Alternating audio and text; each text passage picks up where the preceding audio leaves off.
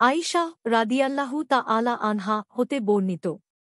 তিনি বলেন, রাসূলুল্লাহ সাল্লাল্লাহু আলাইহি ওয়াসাল্লাম কুরআনের এ আয়াত পাঠ করলেন, অর্থাৎ তিনি তোমার ওপর এ কিতাব নাযিল করেছেন, যার কতক আয়াত মুহকাম হতে আর বোধশক্তি সম্পন্নরা ছাড়া অপর কেউ শিক্ষা লাভ করে না পর্যন্ত। সূরা আলী ইমরান ৭।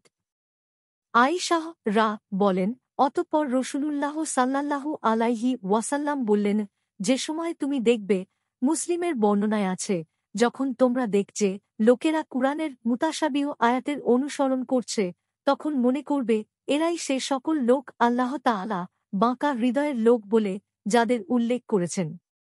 সুতরাং তাদের থেকে সতর্ক থাকবে।